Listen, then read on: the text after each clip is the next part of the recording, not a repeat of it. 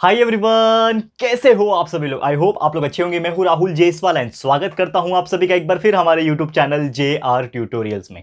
Friends, आज again आपके सामने one of the most important science के लिए शॉर्टकट रिवीजन आपके लिए मैं लेकर आ गया हूं। जी हाँ दोस्तों, इस चैप्टर में हम लोग क्या पढ़ने वाले हैं, ये जो चैप्टर है जिसका नाम है chapter number 13 carbon compound 9 standard के लिए साइंस सब्जेक्ट का एक बहुत ही इंपॉर्टेंट चैप्टर माना जाता है। और आपको ये चीज जानते होंगे आप लोग कि यार हमने ये चैप्टर ऑलरेडी बहुत पहले कंप्लीट कर दिया है, पूरा का पूरा lecture by lecture videos available है, तो आपने पढ़ाई किया होगा। लेकिन ये SCR क्या है, शॉर्टकट रिवीजन, जैसे कि आप जानते होंगे कि हमने बीच बीच में कोशिश किया था कि हम आपको कुछ चैप्टर्स का रिवीजन करवा पाए, ताकि जिन बच्चों का एग्जाम्स पेंडिंग है, जिन लोगों का एग्जाम्स आने वाला है, वो ये वीडियो देख के लास्ट मोमेंट पे रिवाइज कर पाए शॉर्टकट रिवीजन की हेल्प से।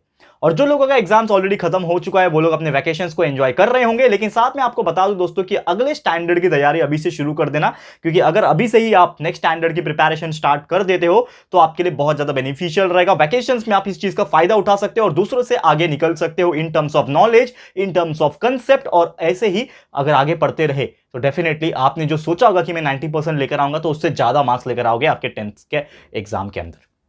ठीक है, तो चलिए शुरुआत करते हैं ये चैप्टर बेसिक तरीके से और एकदम फास्ट तरीके से मैं आपको रिवाइज कराऊंगा। पूरा डीप में एक्सप्लेन नहीं करूंगा क्योंकि ऑलरेडी मैंने डीप में एक्सप्लेन किया हुआ है इसके लेक्चर वीडियोस में। तो अगर आप पूरा का पूरा डीप में लेक्चर वीडियोस देखना चाहते हो, अगर आपने नहीं देखा है ना, तो क्या करना है, आपको बस यूट्यूब पे जाके सर्च करना है 9th science chapter number 13 carbon compound. आपको हमारे वीडियोस लेक्चर बाय लेक्चर 1 2 3 4 करके ऐसे मिल जाएंगे, आप देख सकते हो। या फिर आप 9th स्टैंडर्ड के साइंस के फोल्डर में चले जाओ, प्लेलिस्ट हमने तैयार किया हुआ है। जैसा कि आप जानते हैं हर एक स्टैंडर्ड का, हर एक सब्जेक्ट का लेक्चर बाय लेक्चर प्लेलिस्ट है। तो प्लेलिस्ट में जाओगे तो आपको ये वीडियो जो है वो देखने मिल जाएगा, कोई आपको परेशानी बिल्कुल नहीं होगी। शुरुआत करते हैं।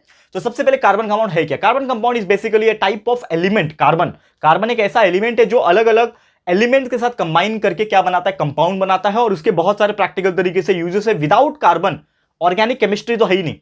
ठीक है, विदाउट कार्बन जो है ना, यहां पे केमिस्ट्री को हम इमेजिन नहीं कर सकते। और केमिस्ट्री एक ऐसा चीज है जिसके बिना दुनिया नहीं चलती, बिकॉज एलिमेंट्स हर एक चीज में है, इवन ह्यूमन बींग्स में, एनिमल्स में, प्लांट्स में, हवा में, हर जगह एलिमेंट प्रेजेंट है।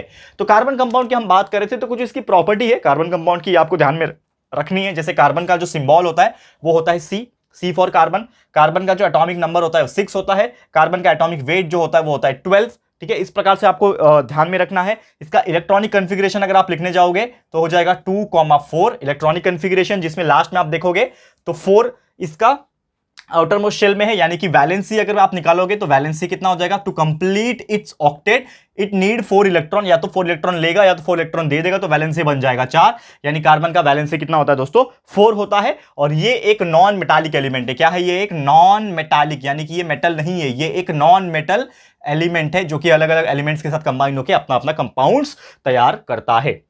ये चीज समझ में आ गया होगा बहुत बेहतरीन तरीके से। अब ये जो कार्बन है दोस्तों, आपको मैं बता दूं, कार्बन के कई सारे एलिमेंट्स के साथ कंबाइन होकर अलग अलग कंपाउंड्स बनते हैं। तो ये कार्बन आया कहां से। तो सबसे पहली बात आप जानते हो दोस्तों कि हमारा जब दुनिया बन रहा था तो अर्लियर टाइम्स में there were so many other elements also. तो क्या हो गया, लाइक बिग बैंग थियरी जब हुई और इसके वजह से अलग अलग प्लैनेट्स का आविष्कार हुआ, तो उसमें से एक कंपाउंड बना कार्बन डाइऑक्साइड, जो प्लांट्स के लिए बेनिफिशियल था। जब धरती पे जीवन की शुरुआत हुई, लाइफ का एग्जिस्टेंस हुआ, तो एक क्रिएचर था एनिमल्स जिसको ऑक्सीजन की जरूरत पड़ती है, और साइमल्टेनियसली एक क्रिएचर आया प्लांट्स। ठीक है ना। और सबसे पहले आप जानते हो एल्गी आया था, सबसे पहले एल्गी आया था जो कि एक प्लांट्स का ही एक टाइप है। तो it require carbon dioxide. And हमारा जो एटमॉस्फेयर था उसमें कुछ बोलते हैं ना, जब रिएक्शन हुआ, जब चीजें फॉर्मेशन हुई, पृथ्वी का फॉर्मेशन हुआ, तो उसमें कुछ गैसेस लिबरेट होने लगे और कार्बन डाइऑक्साइड उसमें से वन ऑफ द एलिमेंट था, वन ऑफ द कंपाउंड था। और कार्बन डाइऑक्साइड को आप सेपरेट कर दोगे तो कार्बन करके एक एलिमेंट अलग से आ जाता है, जिसको हम लोग एज ए इस्तेमाल करते हैं। तो कार्बन डाइऑक्साइड अलग अलग जगह पे प्रेजेंट होते हैं। कैल्शियम कार्बोनेट में कार्बोनेट प्रेजेंट है। मार्बल्स जो हमारा लादी होता है घर का, उसमें भी कार्बन प्रेजेंट है। ठीक है ना। फॉसिल फ्यूल जो हम लोग पेट्रोल डीजल इस्तेमाल करते हैं ना, उसमें भी कहीं ना कहीं कार्बन छुपा हुआ है, कार्बन है उसके अंदर कहीं ना कहीं। उसके अलावा नेचुरल गैस है, फिर कार्बोहाइड्रेट्स हो गया, प्रोटीन्स हो गया, फैट्स हो गया, जो भी हम लोग खाते हैं उसमें भी कार्बन प्रेजेंट है। यानी कि यार हम जो भी चीज इमेजिन कर ले उसके अंदर कार्बन प्रेजेंट है, और इसीलिए ये कार्बन कंपाउंड बहुत इंपॉर्टेंट माना जाता है। ठीक है। अब प्रॉपर्टीज की अगर मैं बात करूं, जो कार्बन होते हैं इसके कई सारे एलोट्रोप्स होते हैं। What do you mean by allotropes. Allotropes is the nothing but types. ठीक है, उसके फॉर्मेशन होते हैं अलग अलग।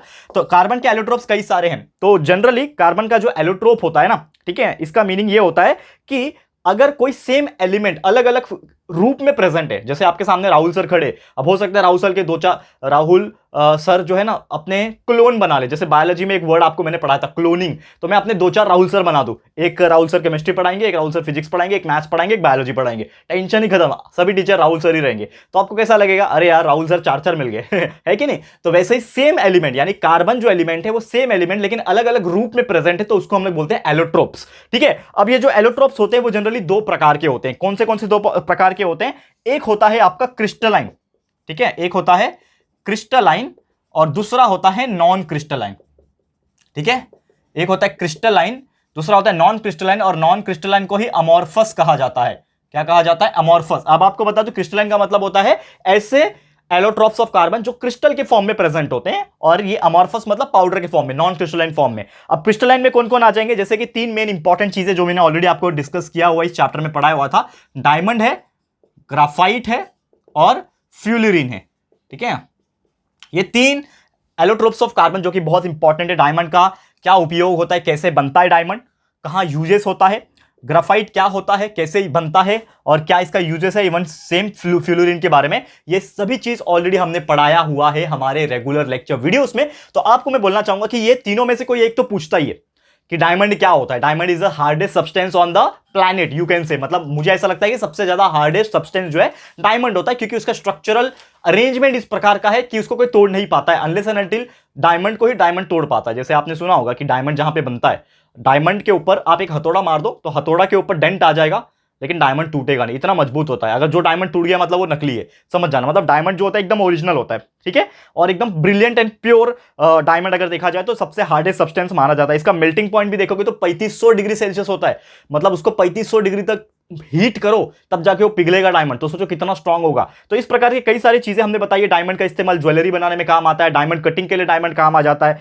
तो ऐसे कई सारी चीज डायमंड का है जो मैंने एक्सप्लेन किया हुआ है, आप हमारे इसके रेगुलर लेक्चर्स में जाके पढ़ सकते हो। ग्राफाइट क्या होता है, it is a another allotrope of carbon. Graphite जो आपने पेंसिल सेल देखा है क्या, सेल जो हम लोग घड़ी वगैरह में डालते हैं, जो बड़ा वाला सेल होता है, ठीक है ना, उसके अंदर एक रॉड होता है, वो होता है ग्राफाइट, काला कलर का। ठीक है ना, देखा है ना, कभी बचपन में सेल तोड़ते हो ना, हम लोग बहुत क्या करते हैं, सेल घड़ी के अंदर से सेल खत्म हो जाता है, मतलब सेल का चार्ज खत्म हो जाता है ना, तो जो सेल होता है ना उसको हम फेंक देते हैं। तो हम क्या करते थे बचपन में, उसको तोड़ते थे, देखते इसके अंदर है क्या, तो उसके अंदर से लिक्विड बाहर आता था और बीचों बीच एक ब्लैक कलर का ना रॉड होता था, छोटा पतला सा, तो वो क्या होता है, that is nothing but the graphite. तो graphite is also very good conductor of electricity, मतलब कार्बन एक नॉन मेटालिक एलिमेंट है लेकिन उसका एक एलोट्रोप ऐसा है जो कि गुड कंडक्टर है। सोचो, ये सभी चीज एक्सप्लेन किया हुआ है ग्राफाइट के बारे में, कहां कहां यूज होता है ये सब बताया। फ्यूलुरिन पूरा बताया हुआ है, बकमिंस्टर, ठीक है, फ्यूलुरिन के अंदर आ जाता है, ये हमने पढ़ा हुआ है। ये तो बात हो गई क्रिस्टलाइन की। वैसे नॉन क्रिस्टलाइन जो होता है अमॉर्फस, इसमें कौन कौन से आ जाते हैं, जैसे कि आपको मैंने बताया था कोयला, COAL, कोल। जो कोल है दोस्तों, जो कोयला होता है ना, ये भी बहुत सारे अलग अलग प्रकार के होते हैं। जैसे कि आप जानते होंगे कि कार्बन एक ऐसा चीज है, वही कार्बन से डायमंड बनता है, वही कार्बन से कोयला भी बनता है। तो आपने एक इमेजिन और कुछ मूवीज में या फिर कहीं सुना होगा कि कोयले के खदान में डायमंड मिलता है। यस, बिल्कुल सही है। क्या होता है ना, due to tremendous pressure and temperature, जो कोयला होता है, जब कार्बन से कोयला बनता है तो कोयला धीरे धीरे ट्रिमेंडस प्रेशर और टेम्परेचर के रेंज में आ जाता है, और एक सालों बीतने के बाद, मतलब नॉर्मल साल नहीं, 2-4 साल नहीं, हजारों साल बीतने के बाद वो जो कोल होता है वो डायमंड में कन्वर्ट हो जाता है। It becomes very hard. ठीक है, तो कोल भी उसी से बनता है, पर ये क्या है, क्रिस्टलाइन है, सॉरी नॉन क्रिस्टलाइन है। कोयले को आप हथौड़ा मार दो, पाउडर बन जाएगा, समझ में आ रहा है। लेकिन डायमंड या फिर क्रिस्टलाइन जो होते हैं वो थोड़े हार्ड होते हैं, वो नहीं बनते, ये चीज ध्यान में रखना है। ठीक है, अब कोयला के कौन कौन से प्रकार होते हैं ये सब मैंने पढ़ाया हुआ है। कोयला जो होता है इसमें पीट, ये आपने सुना होगा, पीट हो गया, लिग्नाइट हो गया, ये सब कोयले के टाइप से, बिटुमिनस हो गया, ठीक है, बिटुमिनस हो गया, अंथ्रासाइट हो गया, ये सभी क्या है, कोयले के प्रकार है। ये मैंने पूरा एक्सप्लेन किया हुआ है आप सभी लोग को, तो ये चारों टाइप पढ़ लेना वापस से जाके, बहुत इंपॉर्टेंट है इस चैप्टर का, शॉर्टकट रिवीजन में आपको पढ़ा रहा हूं। कोयला के अलावा एक और चीज होता है जिसको हम लोग बोलते हैं चारकोल। ठीक है, चारकोल होता है, तो चारकोल इज बेसिकली वुडन कोल। ये कोयल जो होता है वो पत्थर वाला कोल होता है, और ये चारकोल मतलब लकड़ी के जलने के बाद जो कोयला होता है जिसको हम लोग चारकोल बोलते हैं। ये चीज आपको ध्यान में रखना है, ठीक है। इसके अलावा कोक होता है, एक और चीज होता है कोक, ये आपने सुना होगा, तो ये कोक भी मैंने पढ़ाया हुआ है। मतलब ये सभी चीज अमॉर्फस में आ जाता है, और डिटेल में एक बार पढ़ लोगे तो आपका पूरा कंसेप्ट क्लियर हो जाएगा, कोई टेंशन वाली बात नहीं है। अब इस चैप्टर में इसके अलावा और क्या है, पूरा ओवरव्यू दे रहा हूं। अब इसमें एक और इंपॉर्टेंट टॉपिक है जो कि है दोस्तों ऑर्गेनिक कंपाउंड्स का। कार्बन से ही ऑर्गेनिक कंपाउंड बनता है, जैसे मैंने स्टार्टिंग में ही बोला कि कार्बन के बिना ऑर्गेनिक केमिस्ट्री अधूरी है, तो ऐसे ऑर्गेनिक कंपाउंड्स होते हैं, और इसमें सबसे पहला चीज आता है सैचुरेटेड एंड अनसैचुरेटेड। ठीक है, saturated and unsaturated carbon compound. तो ये एग्जैक्टली है क्या? सैचुरेटेड मतलब सिंगल बॉन्ड, जैसे कि CH के साथ समझ लो CH है तो सिंगल बॉन्ड है तो वो सैचुरेटेड है। लेकिन वही अगर ट्रिपल बॉन्ड आ गया, सॉरी डबल बॉन्ड आ गया या फिर ट्रिपल बॉन्ड आ गया उसके बीच में, तो वो बन जाता है अनसैचुरेटेड हाइड्रोकार्बन। तो ये चीज ध्यान में रखना। तो ऑर्गेनिक कंपाउंड में जब भी हाइड्रोजन और साथ में कार्बन जब मिल जाएंगे तो वो क्या बन जाता है?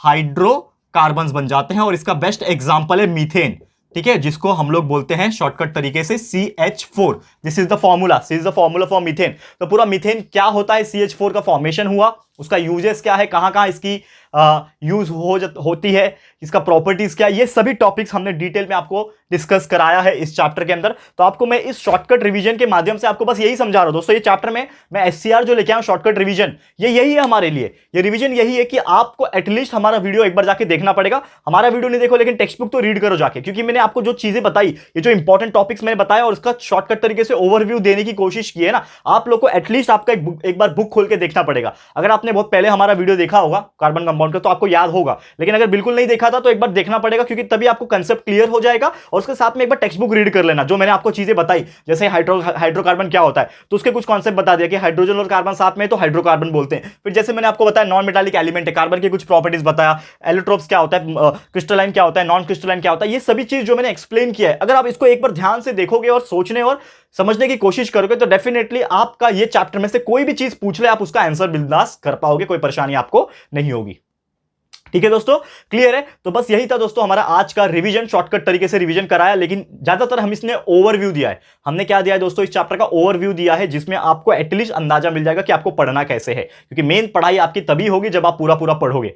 क्योंकि जो इंपॉर्टेंट क्वेश्चंस हमने दिया था, मुझे पूरी उम्मीद है कि उसमें से बहुत सारी चीजें आ जाएगी, लेकिन अनप्रिडिक्टेबल होता है हर चीज, हम भगवान नहीं है कि हर चीज बता पाए। तो उम्मीद करता हूं दोस्तों कि हमने पूरी कोशिश की आपके लिए, जो चीजें डिजाइन की है, जो चीजें आपको दी है, जो चीज पढ़ाया है, और अगर आप उस चीज को अच्छे से पढ़ लेते हो तो डेफिनेटली वो आपके लिए काम आएगा और वर्क करेगा, और definitely you will get what ever you want in your life. And definitely आप अगर 90% सोचेंगे तो यार उससे कहीं ज्यादा आएगा, लेकिन आपके दिमाग से सबसे पहले क्या करो, क्लियर हो जाओ। दिमाग से क्लियर रहोगे, मुझे ये टॉपिक आता है, मैंने इसका कंसेप्ट पढ़ा है, ठीक है ना, रट्टा नहीं मारा है, मैंने इसका कंसेप्ट पढ़ा है, अगर आप ये चीज समझ लोगे तो डेफिनेटली आपको कोई ताकत रोक नहीं सकती एग्जाम में, खासकर साइंस के एग्जाम में टॉप करने से। क्लियर है दोस्तों? चलो फिर आज के लिए इतना ही। ये वीडियो कैसा लगा है प्लीज हमें कमेंट करके बता देना। वीडियो पसंद आया है, अच्छा लगा है दोस्तों, तो प्लीज वीडियो को लाइक कर देना और अपने दोस्तों के साथ जितना हो सके शेयर कर देना। और फर्स्ट टाइम आए हो चैनल पे, अभी तक चैनल को सब्सक्राइब नहीं किया है तो फटाफट से हमारे चैनल को सब्सक्राइब कर देना, बाजू में बेल आइकन होता है उसको प्रेस कर देना, ताकि फ्यूचर में हम कभी भी कोई भी वीडियोस को अपलोड करेंगे तो आप लोगों को नोटिफिकेशन मिलती रहेगी। ठीक है फ्रेंड्स, तो मिलते हैं हमारे अगले वीडियो में। ये वीडियो देखने के लिए thank you and good bye.